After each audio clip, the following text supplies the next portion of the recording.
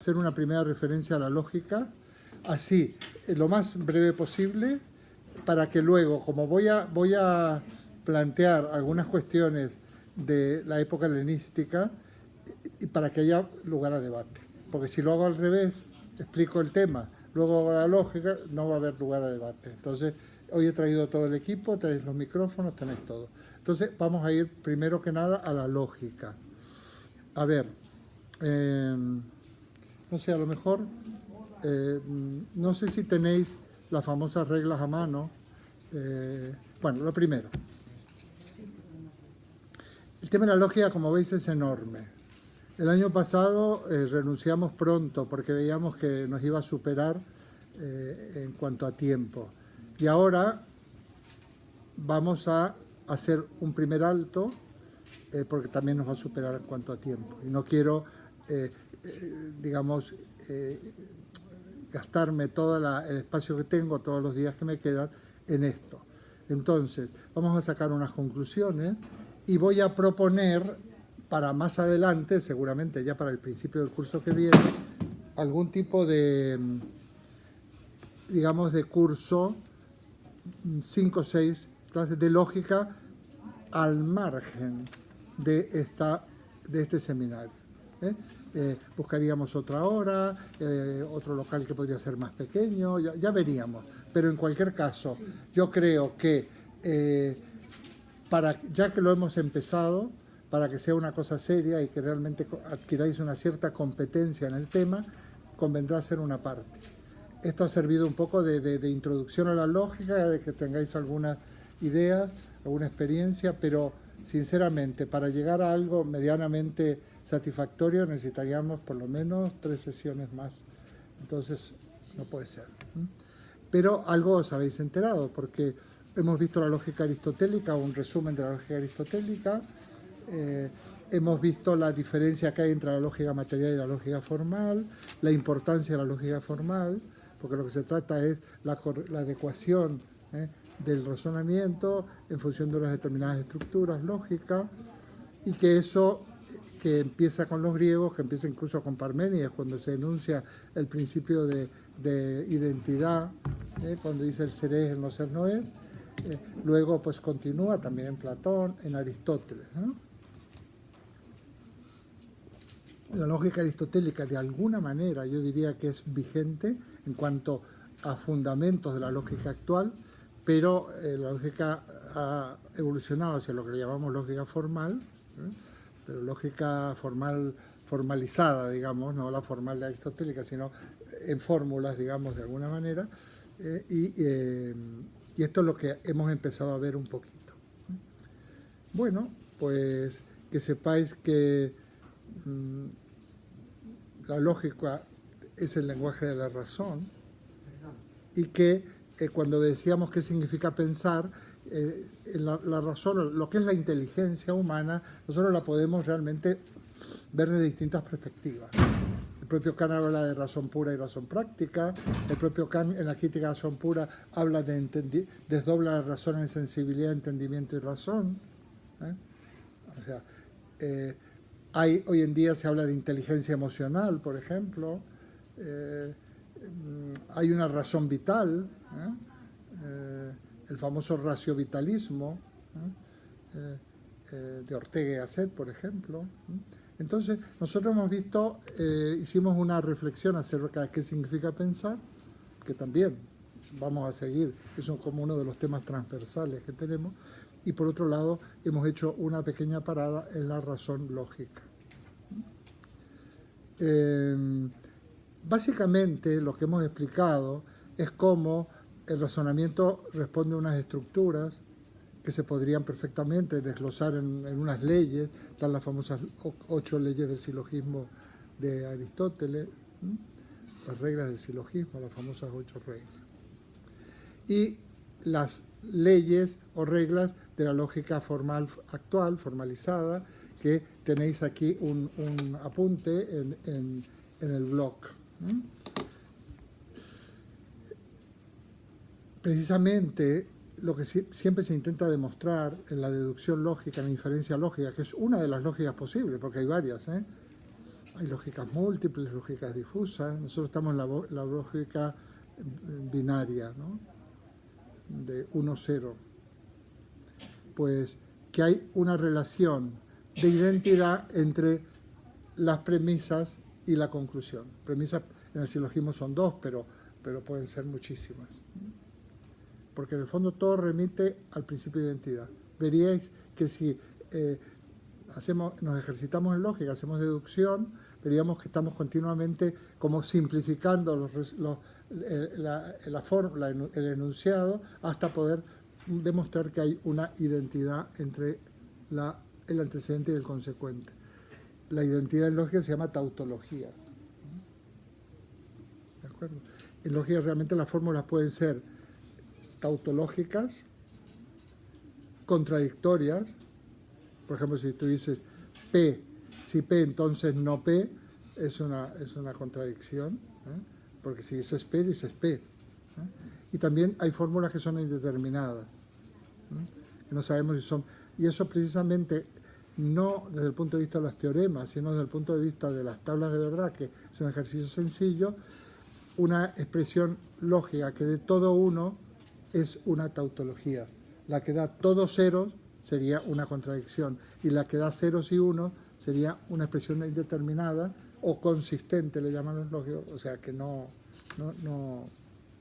se puede utilizar. Aquí hay informáticos, hay gente que entiende de informática, sabéis que un byte se dice de información, son ocho combinaciones de ceros y unos. Fijaos hasta dónde da. Cuando antes se programaba, los que conocen, había que perforar unas tarjetas, ¿no? Y realmente cada bit de información son 8... Cada byte. Byte, sí, cada byte. 8 bits. Sí, 8 bits. Sí, bueno, es una cuestión de mi pronunciación. 8 bits que son, puede ser todas las combinaciones posibles de ceros y unos. Lógicamente, qué sé yo, 1, 0, 0, luego puedes poner 0, 1, bueno, todas las combinaciones posibles. No sé cuántas son, habrá un número finito, me imagino. No, para el límite son 256. Claro, que ya lo decía el amigo también. Bueno.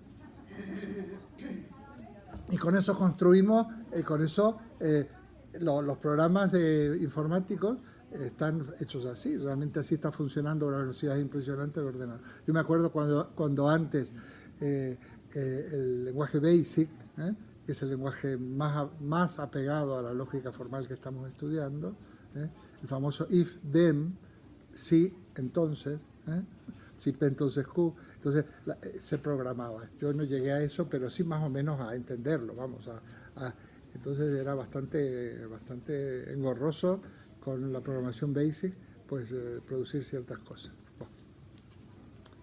¿Qué más? Preguntas al respecto.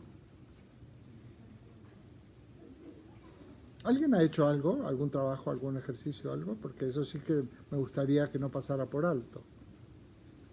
Yo me he puesto a ello lo que tú dijiste, vamos, en los que me pusiste en el blog, y no he sido capaz de meterlo. No ha sido capaz. Bueno, eso lo único que quiere decir es que tenemos que hacer una parte y hacerlo más despacio e incluso, porque claro, esto ¿sabes cómo se entiende? Haciendo los ejercicios aquí en la pizarra. Exacto. Entonces, eso nos llevaría muchísimo tiempo. No sabía por dónde meterle más. Es más, yo creo que para cuando hagamos este cursillo de lógica voy a tener un proyector para poder yo ir haciendo en la tablet como si fuera una pantalla digital que vosotros estáis viendo ahí. También esto es precio módico, lo único que tengo que encontrar es el equipo adecuado y no gastarme 2.500 euros y cosas por el estilo, porque si no, pero los hay desde los 30 o 40, no sé yo, porque a veces nosotros no queremos pasar películas ni nada, con que nosotros podamos proyectar en la pared lo que yo estoy escribiendo, ya está. Esa tablet permite escribir, yo tengo el lápiz adecuado para esa tablet, por lo tanto si le ponemos el proyector, que son unas cosas pequeñitas, lo apoyamos aquí y se proyecta en la pared. O sea que para cuando hagamos eso voy a investigar ya tendré ese equipo. A mí me gustaría saber cómo es, te quiero decir los ejercicios. Vale, ¿quieres que los miremos? Yo no lo sé. No lo sé, si va a llevar mucho No, tiempo. ve a ver cuál era el ejercicio, dímelo, porque yo hoy no he traído... No, yo me refería a los que tienes en tu blog. Sí, pero es que no lo he traído para abrirlo. Es que no sé ni leerlos. A ver, ¿cómo, ¿están en formalizado o no? Sí, espérate. ¿Está en lenguaje formal? Sí. No, eso no. Eso Ejercicios requiere... de lógica. No, eso requiere... Esos ejercicios de lógica. No, eso requiere una explicación previa. Entonces es imposible... Pues entonces ya está. Ya me has dejado más a gusto. No, es que exigen una explicación previa y realmente... ¿Alguien los tiene impreso aquí? Aparte del móvil de Yo Marisa. lo tengo en el móvil. Podemos intentar hacer uno, pero me tienes que dejar, o lo miro yo en mi móvil también. Como requiere explicación, mejor que no. Mejor que no. No es tan... No, por eso si hago uno, estoy en 5 minutos respondiendo a la pregunta de Marisa. A ver. Si llueve me mojo, y solo si llueve me mojo, entonces sí. Pero si no existe eso... No. Fíjate, el condicional es... el condicional es, si yo digo, si P entonces Q, Sí. y P es el modus ponens, Sí. entonces Q. Pero si Y la no inversa Q, es, y si no Q, entonces no eso P. ya no, eso ya no estoy de acuerdo. Tendría que hacer el teorema, ni siquiera lo tenemos que traducir al lenguaje, podemos hacer el teorema. Yo estaría de acuerdo si P y solo si P... No. Sí, ese por supuesto, pero vamos a hacer... Lo tenéis esto, ¿no? Lo tenéis puesto. Vamos a... Espera Voy a hacer... Espera un momentito, si no te importa. Un segundo. Sí. Que voy a... Si S, entonces no Q, y S, tengo no Q. Si tengo no Q, tengo no P, por la modus tollens. La regla es, si niego el consecuente, niego el antecedente. Esto se demuestra con un teorema. Y... ¿Por qué? ¿Dónde está la pega? Que el condicional no tiene una traducción al lenguaje ordinario. Igual que la conjunción, la disyunción. La disyunción excluyente, sí, solo P, entonces Q, bueno, ese sería el bicondicional, y P o Q, pero no ambas. Esa sería la disyunción excluyente. Estamos. A ver, cuestiones para cerrar esto. Esto lo único que nos lleva es a que necesitamos un curso de lógica. Sí. ¿Qué haremos? Que intentaremos ofrecer fuera de este horario el año que viene, nos ponemos de acuerdo y lo hacemos 4 o 5...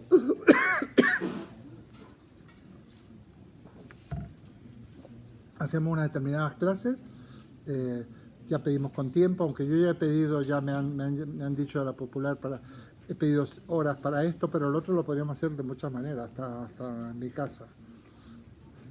Bueno, si se apuntan todos, no. No, yo parto de la base que es disuasorio. Pero sí. puede venir otra gente. Sí, a ver, Oliva. Una pregunta tangencial. Tenemos un micrófono maravilloso. No, es una pregunta tangencial, por lo cual es relevante al caso. Vale. Seguro. Enciéndelo de todas maneras, lo orientas. Se va de la lógica aristotélica a la lógica formal y ni se menciona la lógica hegeliana. Y entonces ¿La lógica qué? La lógica de Hegel. Cuando Sí, pero no. Es Sí. la más importante de las aportaciones de Hegel, en mi modesta opinión. No, Y bueno. quería saber por qué. No, por una razón muy sencilla. Porque la lógica de Hegel no tiene nada que ver con la lógica aristotélica. Lo sé, pero ¿por qué? No, porque es que es otra lógica. La lógica de Hegel, fijaos, se llama lógica. Pero Hegel, el sistema hegeliano, que está clarísimo en la Enciclopedia de las Ciencias Filosóficas, se divide en 3 partes. Ciencia de la lógica, lógica, filosofía de la naturaleza y filosofía del espíritu. La lógica, como para Hegel, lo que se trata es de la idea con mayúscula. Idea es todo. Entonces, la lógica habla de la idea antes de su desarrollo, tal como está, o sea, es la mente de Dios. Ahora, pero no entra en estas cuestiones Hegel, ¿eh? No entra en esto. Entra de alguna manera, pero no entra en formulación, no entra en... Entonces estaría la lógica, que sería la idea antes de su despliegue, luego la naturaleza, que es la exteriorización de lo que está en la mente del creador, la alienación, digamos, de la idea sale fuera de sí, en la lógica es la idea en sí. Der Idee in sich sein, dice Hegel. Y luego, der Idee in andere sein, fuera de sí, en otro ser. Y luego, la idea en y para sí, el espíritu humano. Pero no, se salta de la lógica aristotélica porque realmente la lógica aristotélica se desarrolla en el medioevo, y del medioevo, incluso de la escuela de Oxford y demás, y luego ya pues pasa a la lógica moderna, volviendo a... Es que estos principios son, mientras optemos por la lógica, ¿cómo es?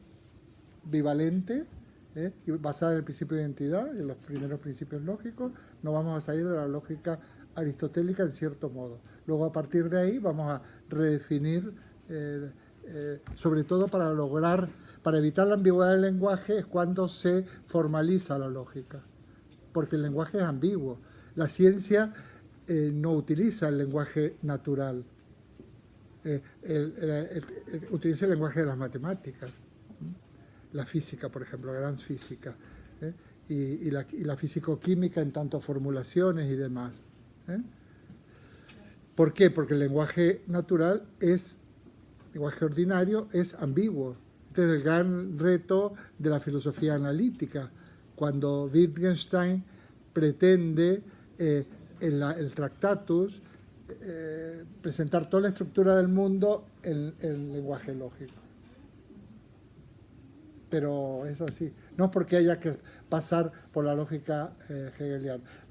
Él le llama lógica en sentido casi estrictamente semántico del significado, porque la lógica trata de idea, pero no es una lógica aplicable a la ciencia. Sí, Teresa, pásale el micrófono si quieres. Bueno, perdón, a lo mejor digo una barbaridad, pero la lógica hegeliana no tendría más un sentido de aplicación ¿No tendría más qué? De aplicación social, es decir, fundamentada en la idea o el concepto de Platón. Bueno, pues pensaríamos en la idea hegeliana, de la que se aprovecha, en el buen sentido de la palabra, Marx, para bueno, recoger el concepto o la idea socialista utópica, que luego sería aplicada, bueno, pues cuando ya existe el comunismo, pero que sería más una lógica de aplicación social. No, pero es que no son dos alternativas, es que aquí no estamos en lo social, aquí estamos en la ciencia. Claro, De aplicación social, de aplicación social, el método hegeliano se llama dialéctica. Claro. Pero es la dialéctica, y la dialéctica luego lo asume Marx, claro, sí, esa por supuesto, pero no tiene nada que ver la dialéctica hegeliana ni marxista con la lógica orientada a la física. Claro, yo pregunto, o sea, por yo disociarme de lo que es lógica formal, de lo que es aplicación de la lógica de Hegel. Pero Hegel, ya te digo, la lógica de Hegel es un paso de la dialéctica. Pero no se aplica a la ciencia. Nosotros estamos estudiando aquí el lenguaje de la ciencia. Por eso hablo de social. Claro, pero no. Si lo aplicamos a lo social, tenemos Hegel, la famosa lectura que hace Marx, Feuerbach mismo en cuanto al tema de la alienación y demás, y por supuesto que está totalmente vigente. Pero claro, no podemos construir una física con eso porque se nos caen todos los aviones. La ciencia es muy limitada. Esto yo he hablado mucho de... es interesante lo que está saliendo. Mirad, Wittgenstein, cuando termina el Tractatus, que explica, digamos, un poco el lema sería un mundo, una lógica, el atomismo lógico. Cuando termina el Tractatus, dice lo siguiente, yo lo estoy parafraseando. Esto, bueno, bien, esto es de lo que se puede hablar. Y luego dice, de lo que no se puede hablar, mejor es callarse. Y aquí se abre el ámbito de lo místico. Quiere decir, de lo que se puede hablar científicamente. Ahora, a partir de lo que se puede hablar, no podemos utilizar de lo que no se puede hablar científicamente, mejor callarse. Ahora, muy bien, pero callarse en absoluto, no, si está el arte, la poesía, los sueños, la imaginación, las creencias, todo, la amistad, qué sé yo, todo, pero no es ciencia. Yo siempre comparo, ahora mismo estoy escribiendo una cosa, como un iceberg, ¿no? Entonces, lo que se ve, el cachito de la punta del iceberg, esa es la ciencia, y el resto es todo lo demás, es de lo que no se puede hablar, que es lo insondable, lo inconmensurable, lo que está en el abismo, que diría Heidegger. Y aquí dice, se abre el terreno de lo místico, que es maravilloso, a mí me encanta sumergirme en lo místico, de lo que no se puede hablar. Pero la ciencia puede hablar de muy poquito, con verdadero fundamento, de muy poquito, y como se exceda, disparata. El mejor ejemplo de esto, antes de Wittgenstein, es Descartes. Descartes, cuando enuncia las reglas del método, y luego de lo que se puede hablar para Descartes son tres ideas, y se acabó. La filosofía de Descartes cabe en una página, porque se dedica a hablar de lo que se puede hablar. Utilizando la regla de la evidencia, afirmando, dice Descartes, como verdadero, solo lo que se presenta a mi espíritu de una manera clara y distinta. Esto es evidente. Y de lo que no es evidente me callo, me abstengo. Cosa que en la moral, también lo escribe en el discurso del método, dice, ahí no me puedo abstener. Por lo tanto, la moral ya es otra cosa, es una apuesta. Son las famosas máximas de la moral, que bueno, pero no le podemos exigir a la moral o a la política o a lo que sea el rigor de la ciencia. ¿Qué es mejor o peor? No, son cosas distintas. La ciencia es la física, no hay otra más segura. La ciencia, una de las ciencias. Luego está la historia, la psicología, pero la ciencia clave es la física. La física solo puede afirmar aquello que, por otra parte, no solo desde el punto de vista lógico, no solo que lo va a expresar en un lenguaje lógico o matemático, sino que además puede ser demostrado según el método científico, observación, hipótesis, demostración, ley, luego va a la teoría. Esta es la física. Ahora bien, con esa física tened en cuenta que se construyen los aviones, incluso el Boeing este último. Entonces, si yo voy a una física que me va a fallar de no sé cuántos miles de casos en uno, el avión se me puede caer en cualquier momento. No es segura. Este es el asunto, es muy sencillo. Es cuando, por ejemplo, en una de las acepciones de qué significa pensar, cuando hablábamos de Parménides, que hay muchas acepciones, ¿recordáis? Esto de lo que se puede pensar, es lo mismo pensar y ser, decía. Es lo que se puede pensar, ¿te parece? Científicamente. Ahí está. Ellos intentaron acotar hasta dónde llegaba el logos, y nada más, y nada más. De lo demás, bueno. Uno de los grandes empeños de la filosofía en su vertebración más central es precisamente ver qué se puede expresar con seguridad, con rigor, con verdad. Y llegaron a la conclusión que con verdad en el sentido material, nada, o muy aproximado. La única verdad que podemos admitir es la verdad formal o lógica, que el ser es y el no ser no es. Y es imposible que el ser no sea o que el no ser sea. Principio de identidad y de no contradicción. Tautología. Teresa. Sí, No, esto es un temazo.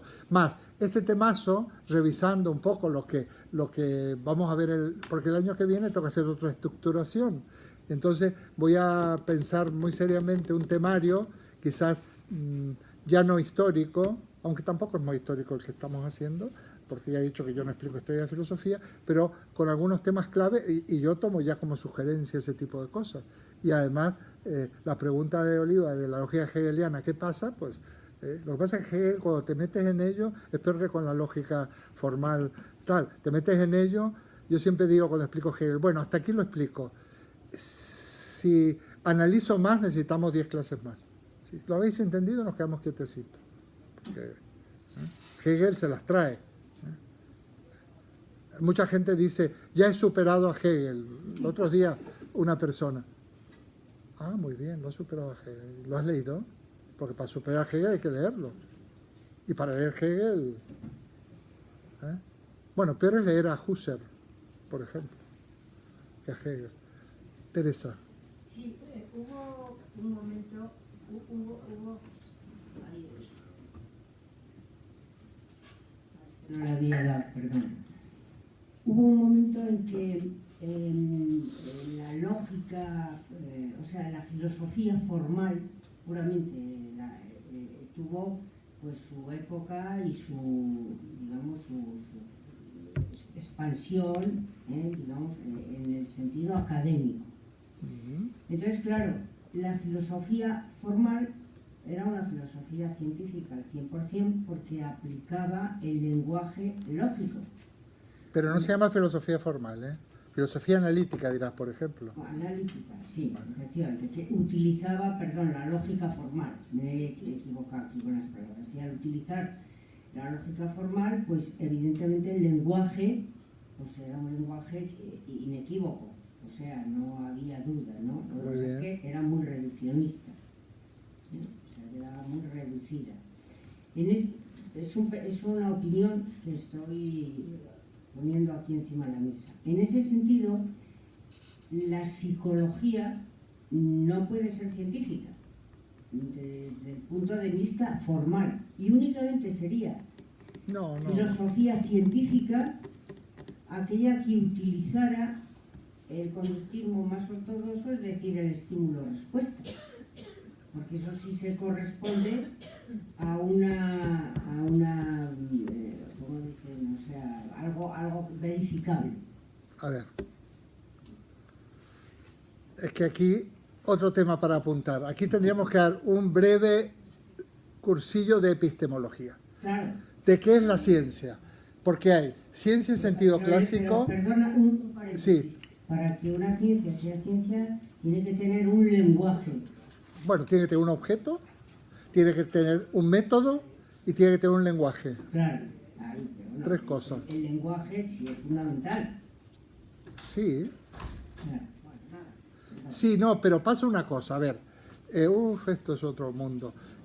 A ver, esta lógica es plenamente vigente y se aplica se aplica fundamentalmente a la lógica y a las matemáticas y se aplica a todo lo que tiene que ver con las TIC.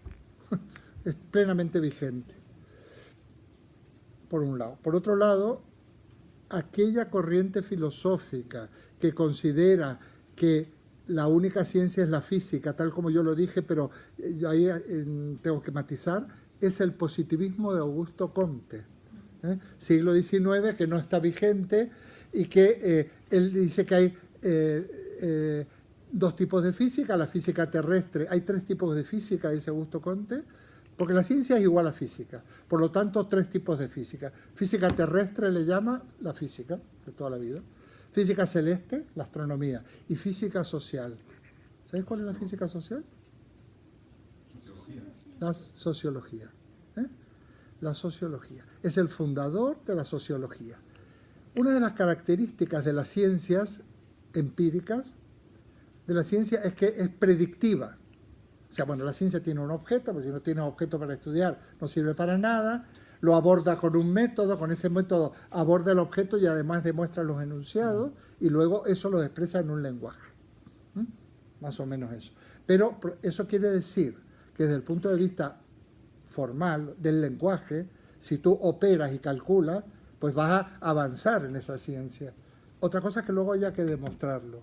Por ejemplo, yo puedo dirigir un telescopio a unas coordenadas, hacer unas ecuaciones y descubrir un cuerpo celeste, matemáticamente. Ahora, no se va a aceptar, la academia no va a aceptarlo hasta que yo no haya programado el telescopio, haya enfocado el cuerpo celeste y aquí está.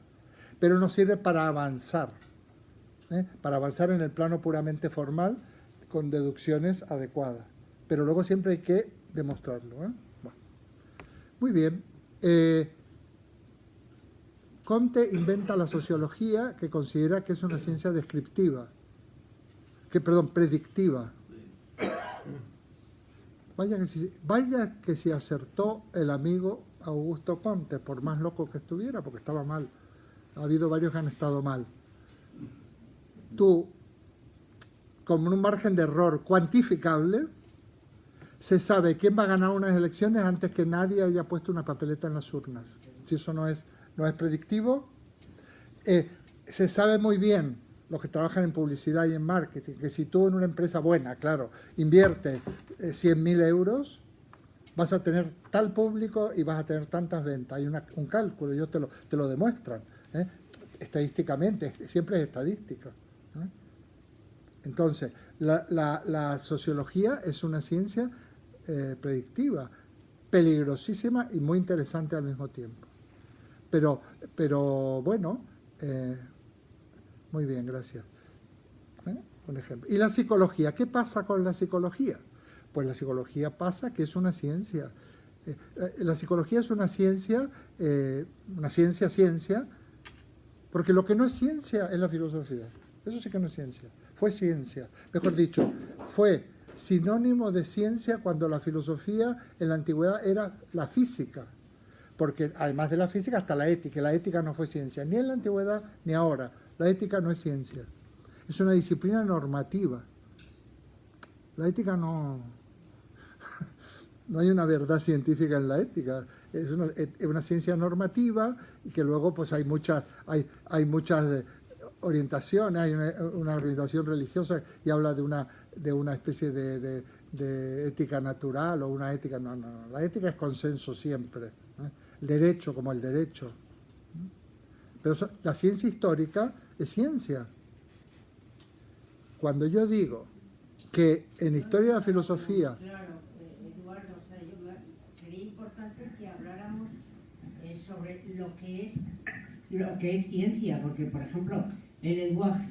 En matemáticas hay un lenguaje común. En medicina hay un lenguaje común. ¿Cuál? En medicina. ¿Cuál sería el lenguaje común de la medicina? En matemáticas está claro. El que utilizan para denominar y determinar un...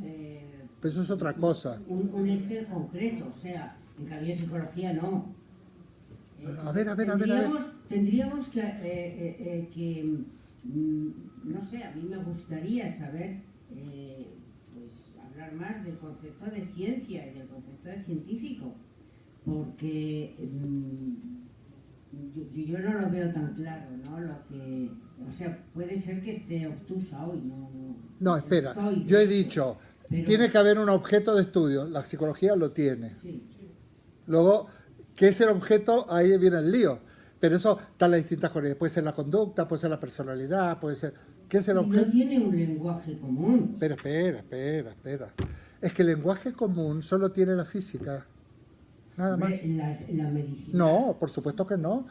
La medicina tiene el mismo lenguaje que la psicología o que la historia. La medicina no expresa el lenguaje ordinario, otra cosa que utilice términos que tú no entiendas, que te dice, vamos a hacerle una gastrectomía, esto es otra historia. Pero el lenguaje que utiliza la medicina, por eso no es una ciencia... A ver, hay unas ciencias que se llaman empiriométricas, otras se llaman empirioesquemáticas. El diagnóstico de un médico siempre será, dentro de todas las imprecisiones que hay, más preciso que el de un psicólogo que podría ser riguroso. No, pero para nada, ellos te dicen... Y el historiador es subjetivo. El historiador no se basa en una, digamos, en un lenguaje objetivo. No, pero no hablemos del lenguaje, Teresa. Mira... Es que es subjetivo. Pero espera, no, ¿cómo va a ser un subjetivo? El historiador solo puede decir aquello de lo cual tiene datos. Y los datos del historiador son los siguientes. Restos fósiles, documentos, manuscritos, y si no, es invento. A partir de ahí tú los interpretas. Son ciencias hermenéuticas, como es la psicología. Pero tú siempre tienes que interpretar. En psicología interpreta, el médico interpreta, el historiador interpreta. Pero yo insisto mucho, por ejemplo, Y ahí nosotros funciona cuando... la subjetividad. ¿Eh? Y ahí funciona la subjetividad. Bueno, a ver, La sí, física un momento, por supuesto, Hombre. no, hay un método. Ahí entramos entonces al tema del método. ¿Cómo se enuncian enunciados válidos en psicología? ¿Cómo se enuncian enunciados válidos en historia? ¿Cómo se enuncian en física? Viene la metodología. Entonces, a veces se recurre a la estadística, otras veces se recurre a los documentos, ya, etc. Luego vendrá una manera de interpretar, por ejemplo, documentos en historia. Si yo estoy trabajando sobre los griegos o sobre la Biblia, bueno, lo primero, ya se ha modificado mucho, se ha purificado mucho en la metodología de la historia, porque antes nos basábamos en la traducción de la Vulgata latina. Ahora van al griego, al arameo, especialistas, filólogos. Esos filólogos, por ejemplo, García Gual con Epicuro, son filólogos. Tú, con una metodología científica dentro de la filología, es una ciencia. Entonces, tú, digamos que interpretas, o sea, no interpretas de cualquier manera, no ocurrencia. Y lo mismo pasa en la psicología. Lo mismo. Entonces, yo siempre digo, fíjate, bueno, es que esto es un tema, otro de los temas que habría que tomar nota, pero la psicología es una ciencia del tipo de la historia, del tipo de la sociología, del tipo de... no es del tipo de la física, nada más. Hay 3 tipos de ciencias actuales, más o menos. Ciencia formal, matemática. Física, la gran físico-química. Y la ciencia que algunos autores le llaman empirioesquemática, que son empíricas, pero que como son ciencias nuevas, historia, psicología, pedagogía, todo ese tipo de ciencias. Esas son otro grupo de ciencias, pero son ciencias. Todas tienen su método, el objeto que estudian, el método y un lenguaje. El lenguaje en las ciencias estas se usa el lenguaje ordinario, no hay un lenguaje formal. Pero ese lenguaje se basa, como todos los lenguajes, en enunciados. Y esos enunciados, para que sean verdaderos desde el punto de vista de la metodología de esa ciencia, tienen que estar demostrados de alguna manera. ¿Cómo demostramos? Pues argumentamos con tal y luego lo presentamos en congreso y la comunidad científica dice, esto vale y esto es una chapuza. Esto es un poco así. La medicina, los médicos siempre te dicen, oiga, que la medicina no es una ciencia exacta, ¿no? Claro que no. Es igual que la psicología, se parecen mucho, muchísimo. Otra cosa que cuando el médico, que hay muchas disciplinas y muchas especialidades, está haciendo un estudio, una anatomía patológica, va a utilizar unos recursos de la biología o de la físico-química o de lo que sea, y en ese momento la psicología utiliza la estadística a veces, algunas corrientes, o la sociología, pero eso no quiere decir que utilice el lenguaje de las matemáticas. Porque el lenguaje de las matemáticas se puede utilizar como lenguaje o como recurso. Un psicólogo sin conocimientos del cerebro y sin conocimientos de biología, pues queda como muy perdido. Bueno, ya está. Y un médico, imagínate, peor. Pero sin embargo la medicina es una ciencia exactamente igual, no es una física. Igual. Pero también habrá corrientes, y son corrientes, yo sé que es controvertido, pero el psicoanálisis puede funcionar con un conocimiento del cerebro muy tangencial. Porque, a ver, ¿dónde está el inconsciente? ¿No? Y ahí viene la gran polémica entre las escuelas no psicoanalíticas y el psicoanálisis, que dicen que es un invento, que el inconsciente que no es científico y demás. Pero ahí entramos en otras opciones. No, son temas, lo ha sacado el IVA y luego lo has sacado tú. Bueno, eso quiere decir que estamos apuntando a cosas muy interesantes. Muchos de los que estáis aquí ya lleváis mucho tiempo y tenéis, vamos a decir, una base amplia y con hemos hecho muchas muestras, muchos flashes de distintos tipos de filosofía. Pues esto nos lleva precisamente a este tipo de respuestas, de poder responder este tipo de preguntas. Y esto es todavía mucho más práctico, porque necesito una terapia. ¿A dónde voy? ¿A dónde acudo? Psicológica, médica. Digamos, concepciones terapéuticas médicas muy dispares. Y hay otras que son chapuzas, totalmente chapuzas, peligrosísimas, precisamente porque son elucubraciones, son creencias, están basadas en la superstición, qué sé yo. Ahora, sería interesante, por ejemplo, porque sí que yo creo que aquí nos queda un cursillo de... Bueno, si nosotros hacemos un curso de lógica y epistemología de la ciencia, que es el nombre del departamento, además, y el departamento por ejemplo, de la universidad mía es lógica, epistemología y filosofía del lenguaje. Tenemos ahí un apartado, la filosofía del lenguaje es magnífica, porque, claro, el lenguaje digamos, la semántica, la pragmática es estupenda, nos gustaría muchísimo estudiar el uso del lenguaje, las implicaturas pragmáticas, las fórmulas de cortesía, en fin, muchísimas cosas, ¿no? Con aportes, por supuesto, de la psicología, de la sociología, es una maravilla. Bueno, pues se podría hacer un apartado, o se podría dedicar todo el año que viene a esto. Yo no he puesto contenido, o este año que viene yo lo que puedo hacer, ya que he dado solo la fecha, poner una serie de temas, lo puedo hasta someter de alguna manera a opinión o a votación, hago un listado de temas y hago un programa por temas, donde uno sea la lógica, la epistemología, la filosofía del lenguaje, la ética y la política. ¿Lo dice separado? ¿Esos temas? No, pero de todas maneras, la única manera de hacerlo separado, para no hacer dos horarios distintos, sería, por ejemplo, hacer una semana de una cosa y otra semana de otra. O no, dos horarios distintos. Dos horarios distintos y dos seres humanos distintos. Que hay una cosa, dos personas distintas y un solo Dios verdadero. Yo no creo en la eternidad, entonces creo que tenemos que aprovechar el tiempo que nos queda para a ver todos estos temas. Y el tiempo que nos queda... Bueno, voy a necesitar un salario de 2 botellas de agua. Bien. Que, por cierto, no es un salario de la UNED. Yo se lo agradezco al matrimonio amado. Es el que de los amados y amantes, es el que me proporciona el agua. Pero yo con otra botella de agua ya lo podríamos ver. No, es un trabajo, pero lo hacemos. Perdón, solo respecto a este asunto de los temas que están tratando de la ciencia, yo creo que hay un sesgo especial, porque el Big Bang de mi vida fue cuando conocí a mi amada.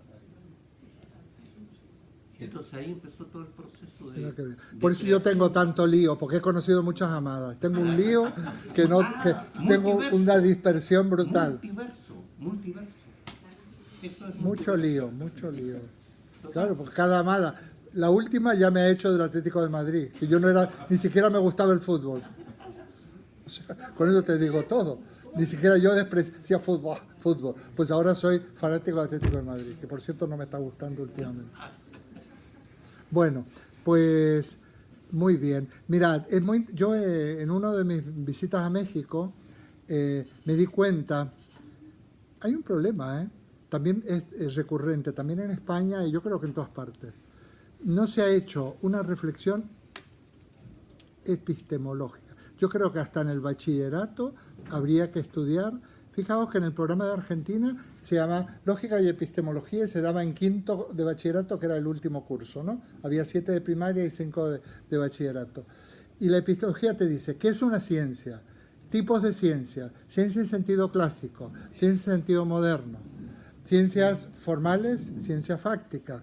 Hay un librito maravilloso que yo recomiendo desde ya, que se llama Mario Bunge, sería Bunge, pronunciado, vive, este señor debe tener casi 100 años. Es un argentino que ha actuado que está en Estados Unidos.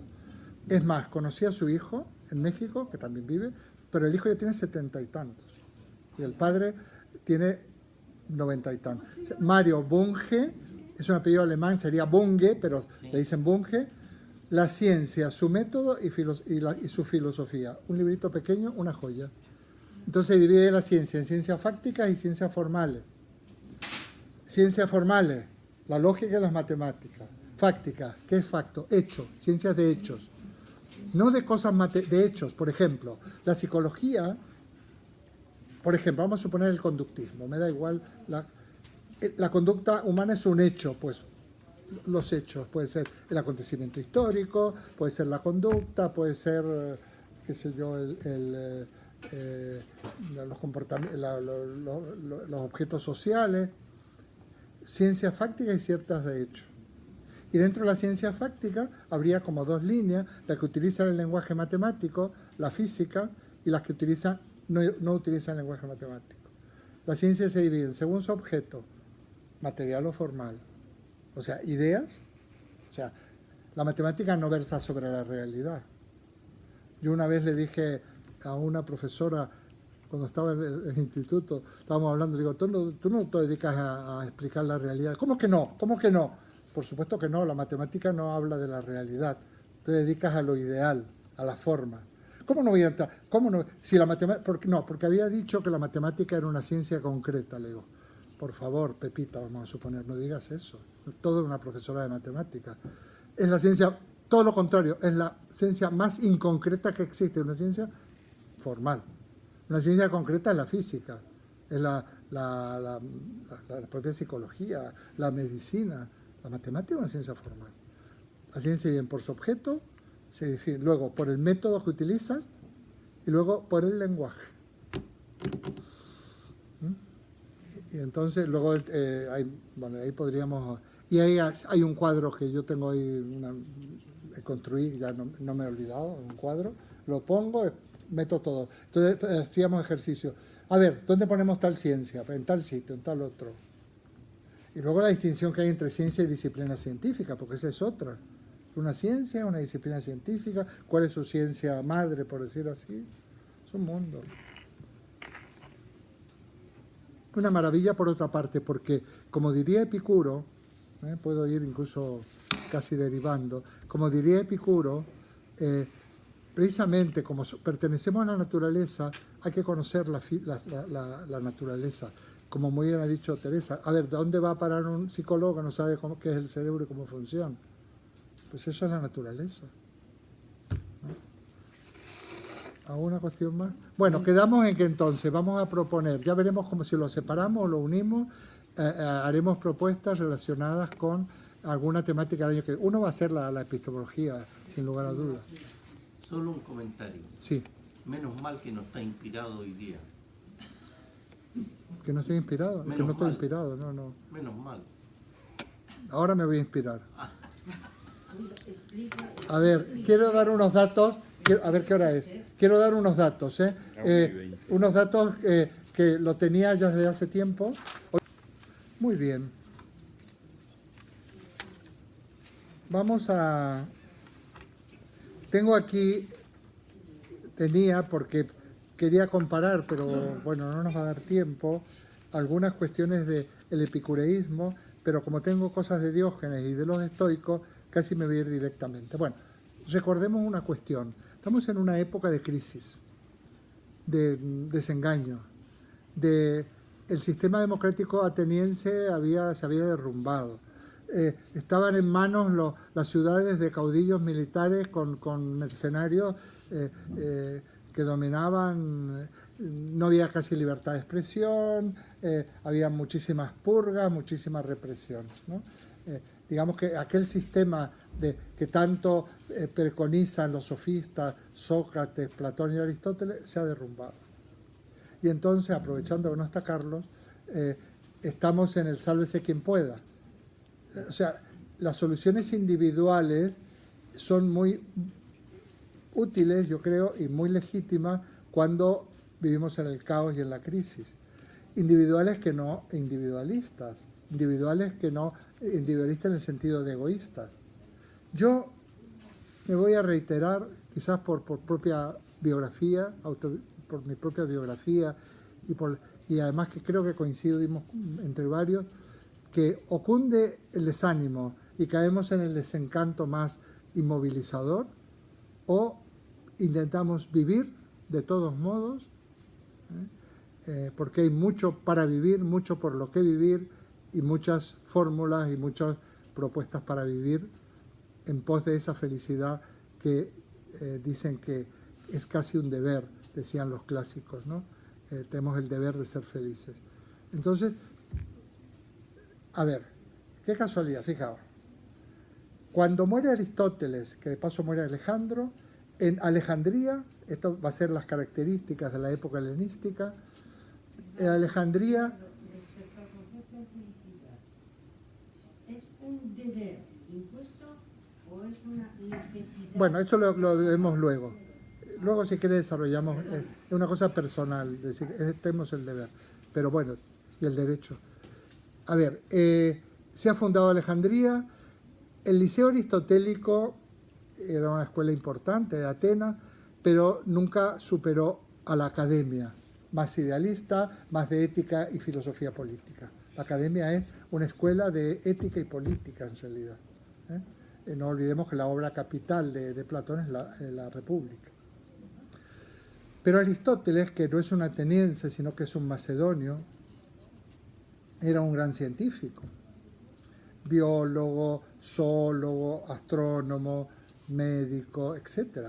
Y se dedicó a clasificar especies animales, como tenía las fórmulas lógicas, famosa estudio de las definiciones lógicas por género próximo y diferencia específica. Entonces, y le iba clasificando, pertenece al género de los cánidos, a la especie de los lupus o de los canes, género tal, especie. Por eso hasta ahora tenemos esa fórmula de definición de género próximo y diferencia específica, y lo decimos en latín.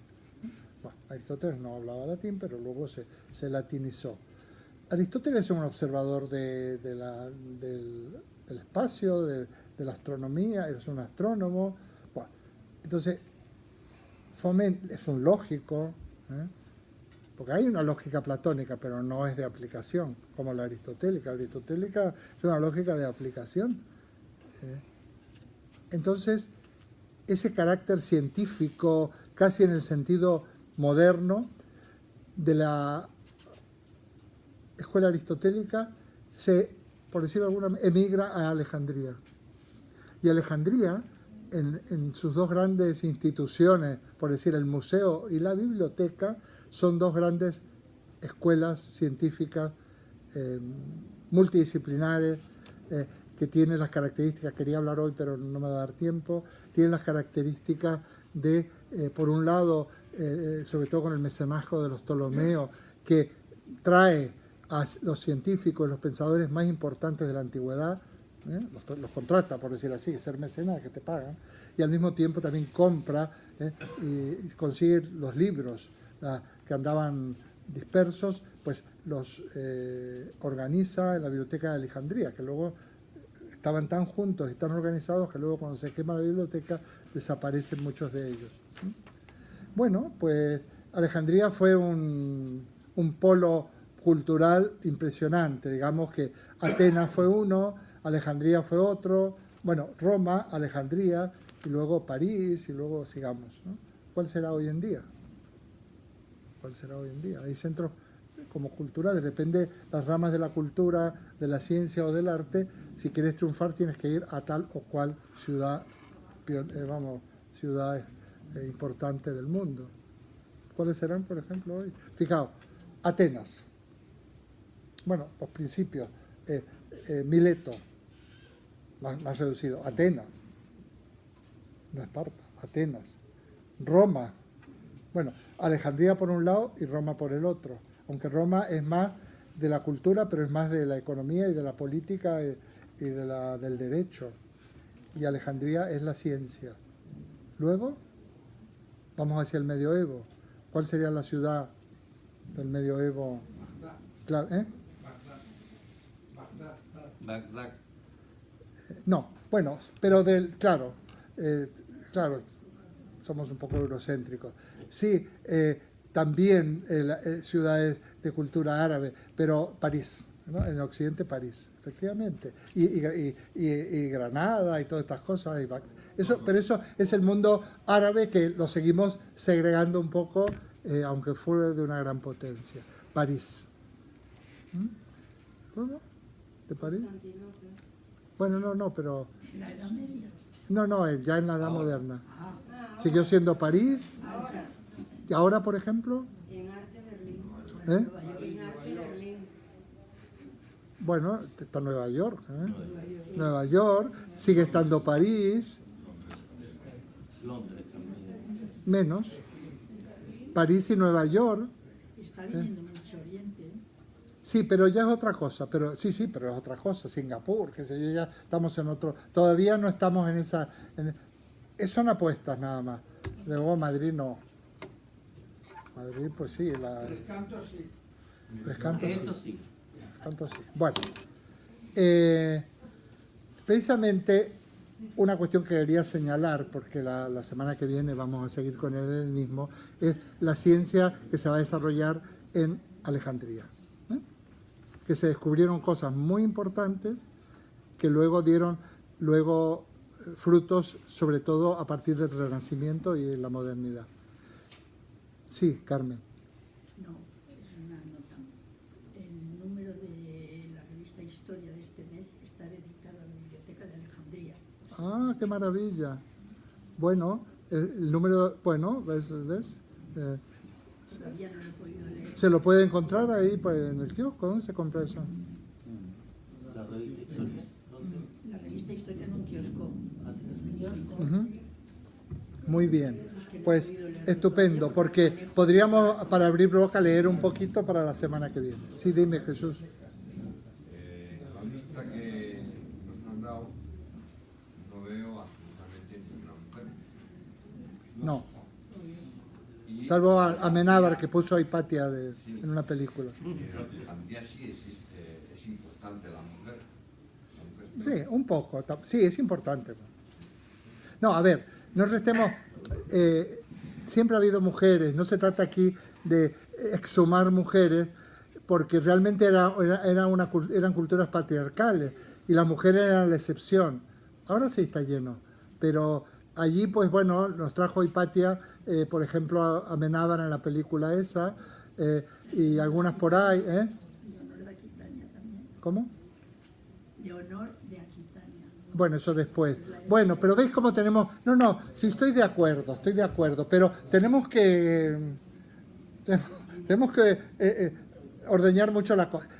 Porque así, ahora luego empezaron a haber otras, pero no es que no las nombremos, es que no se las conoció, si las hubo, no hubo tantas, Sinceramente, podemos empeñarnos, incluso podemos decir que Diotima, que la menciona, no sabemos si existió o no existió Diotima, podemos empeñarnos en ello, pero aquí hay un problemita, También sería otro tema, el tema de la mujer. Y claro, yo soy totalmente partidario. Hoy en día se ha dado vuelta la tortilla prácticamente. Ahora mismo había unas reuniones que organiza la editorial Plaza y Valdés de España y son todas mujeres, ¿no? Pero son temas de mujeres. Ha cambiado mucho el panorama, muchísimo. Pero en aquella época no había tanta, había alguna excepción, no había tanta. Bueno, luego, muy bien Jesús, pero te apuntas un tanto te apuntas un tanto.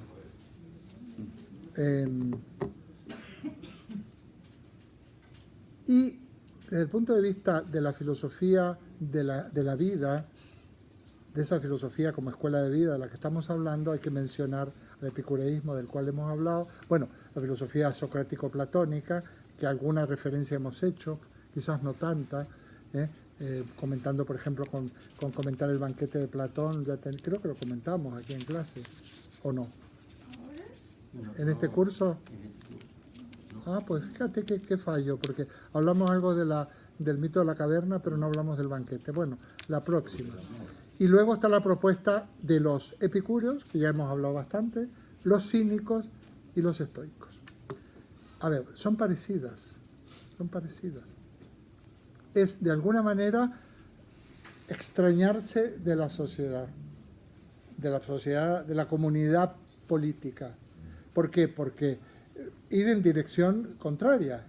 O sea, en la época, Sócrates precisamente no acepta que se le condone la pena de muerte. Si se iba de Atenas, si se exiliaba, no lo iban a ejecutar. Luego se autoejecuta porque era un notable. Pero él dice que no, porque fuera de la comunidad política no eres nadie. El propio Aristóteles reivindica y Platón la polis como comunidad política. Esta gente se escinde de la comunidad política, Epicuro funda el jardín. Al contrario, no te mezcles en cuestiones políticas. Los estoicos, por el estilo. Tengo una serie de textos que a lo mejor lo que tengo que hacer simplemente es mandarlo, y nos referimos un poquito a los cínicos, a Diógenes. Sí. Diógenes no solo bueno, Diógenes es de alguna manera, es un gran crítico del sistema. Ahí he pillado un artículo interesante que dice que es el primer antisistema, porque realmente rechaza y critica la religión, la hipocresía y de la moral social de la época, una reivindicación de la naturaleza. Yo creo que era hasta vegano, era crudívoro, vamos, no solo vegano, porque bueno, comía lo que podía, como los perros. Él despectivamente le llaman el perro, y a estar muy orgulloso de que lo llamen el perro, porque considera que los perros son mejores que nosotros, porque son más naturales, porque no se esconden para satisfacer sus necesidades, aún las más desagradables a los ojos de los demás. Bueno, entonces, de ese modo, él considera que el escándalo, o el escandalizar, es de algún modo una manera de denunciar, ¿no? Curioso, porque la leyenda dice que no se sabe si murió por los mordidos de un perro o porque no digirió pulpo crudo que comió. O sea, son como las dos hipótesis de la muerte de este señor, que se lo comieron los perros, porque él decía que le preguntaron en una oportunidad, bueno, ¿y quién te va a enterrar? Porque era muy importante para los griegos. Dice, aquel que se quede con mis pertenencias. Dice, pero lo mejor es que me coman los perros y los pájaros, porque vuelvo a la naturaleza. O sea, sus pertenencias eran ridículas, ¿no? No tenía pertenencia, porque se iba desprendiendo de ellas. Pero hay algunos artículos, tengo un artículo muy interesante donde hace una lectura actual y es un antisistema, claro. Es un provocador, pero no es un provocador agresivo, ¿eh? Esto es importante, porque una cosa es la provocación agresiva y otra cosa es la provocación serena. En realidad no provoca, su propia existencia es una provocación. Hay muchísimo en común entre epicúreos, cínicos y estoicos, muchísimo. Ellos buscan la felicidad se encuentra en la serenidad y en la simplificación y en el reencuentro con la naturaleza. Vamos, en el reconocimiento de nuestra pertenencia a la naturaleza. Entonces, Epicuro no le interesa hacer ni proselitismo. Epicuro tiene un jardín al cual invita a sus amigos y para vivir serenamente, pero no se trata de transformar la sociedad, no le interesa. ¿Cómo es? A este hombre, a Diógenes tampoco, ¿eh? Él digamos, por lo que se sabe de él, podría ser un pacifista, pero no un pacifista que lleva un discurso pacifista para la sociedad. Un pacifista porque no se mete con nadie, porque es una persona de carácter benévolo a pesar de todo, porque él no tiene ninguna esperanza en la sociedad, no cree que pueda triunfar ningún tipo de pacifismo, que no tiene remedio esta sociedad. Lo piensan los epicúreos, lo piensa los cínicos y de alguna manera también los estoicos. Por lo tanto, hay que seguir los dictados de la naturaleza. Esto para pensar mucho. Yo mientras preparaba estas cosas he pensado mucho, realmente hasta qué punto es no una alternativa, porque no se trata de ser cínico ni epicúreo, pero sí que hay propuestas que son muy interesantes. Porque, a ver, si nosotros actuamos con el especie de cometido romántico, idealista y estresante en el fondo de cambiar la sociedad, a ver, esto que yo hago, hace cualquier persona que hace esto, ¿por qué lo hacemos? Para cambiar la sociedad. Yo muchas veces he dicho, no, si esto es política. Sí, es política, pero es política en un sentido muy amplio. Porque yo sí que pienso que la sociedad cambia a partir de pequeñas comunidades como esta. Yo sí pienso. Y cambiará de otras maneras. Y pegará acelerones por determinadas situaciones objetivas que pueden ser hasta de violencia o de toma del poder, quién sabe cómo.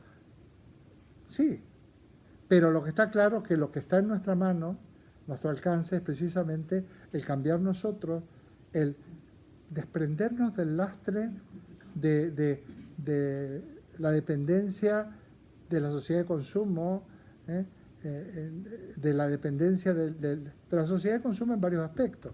Nosotros tenemos la suerte de que, bueno, que la mayoría de nosotros ya no estamos en el sistema productivo, porque el sistema productivo te paga, pero te estruja y te quita libertad. Tú no puedes expresarte libremente en el trabajo. Si trabajas en lo privado, en lo público es más fácil, facilísimo.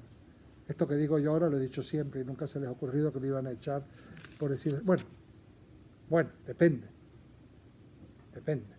En España de los últimos años, no en mi país de procedencia. Entonces, claro que es político, pero al mismo tiempo, nosotros no podemos tener, como yo he dicho por ahí, que no se puede ser feliz en un mundo de gente infeliz. Claro, no se puede ser completamente feliz, porque basta que tú te enteres de todo lo que está pasando alrededor tuyo, pues eso te afecta. Pero si vamos al Freud, al psicoanálisis, al malestar de la cultura, a Nietzsche, todas estas cosas, yo tampoco me puedo sentir culpable, porque sería ser culpable por el mero hecho de existir, porque hay gente o niños que se mueren de sed y de hambre en Biafra o donde sea. Otra cosa es qué esté haciendo yo y de qué manera esté contribuyendo a que esto no ocurra. Por ejemplo, está clarísimo que nosotros por un consumo responsable tenemos que apostar. Está clarísimo que ya hay que decir cuando vaya a los sitios, no, a mí usted no me dé ninguna bolsa. Otros días me compré una cosa y me querían dar uno de esos fundas para chaquetas de plástico. No me la dé, no me interesa. Tenían de alternativa unas bolsitas de papel. Pero somos epicúreos en el medida que la felicidad se puede encontrar en el encuentro con la naturaleza y el encuentro con los demás. Y de alguna manera, si actuamos de ese modo, estamos en contra, o por lo menos no picamos en esta sociedad de consumo, denunciamos y somos también cínicos. Porque por el mero hecho de existir somos molestos. ¿Por qué se purgaba en ciertos regímenes políticos a la gente que pensaba? Porque la gente que pensaba, no que fuera escandalosa o hiciera sus necesidades en público, pero la gente que pensaba era un mal ejemplo, porque de alguna manera interpelas. Tú cuando vives de acorde, lo mejor posible, de acorde a lo que tú crees que puede ser la sociedad que se persigue, pues interpelas. Interpelas. La gente dice, bueno, pero si este señor puede hacer esto, este señor en tantas circunstancias puede hacer esto otro, eso es un reto. Es una denuncia y es un reto. Incluso, eso ya va en carácter, ¿no? Pero tampoco tenemos que ser tan cautelosos. Claro, yo tengo el desvío del funcionario público, donde no hemos tenido que ser demasiado cautelosos. Pero todavía, sí, eso se suele ir. Todavía a la gente le cuesta muchísimo hablar. Yo, por ejemplo, cuando hablo de política concreta, digo, pronunciando nombres, o de religión, hay siempre algún rostro, que yo los miro muy bien, de un cierto sorpresa o desagrado. Porque claro, yo digo, ahora hablo del PP, aquí tiene que haber estadísticamente votantes del PP. No está mal, está bien. Yo no estoy contra los votantes concretamente, pero yo tengo derecho a criticar al PP. Y yo no estoy criticando a la gente de la opción. Tampoco cuando hablo de Dios estoy criticando a los creyentes, pero a algún creyente le puede resultar un poco, como mínimo, impresionante o hasta hiriente a veces que digan, Dios no existe, no hay inmortalidad. Yo lo he dicho muchas veces. Claro, ahí vamos a que el cínico no era de lo políticamente correcto. Y en eso yo me considero, pues, yo digo, pues yo soy un cínico.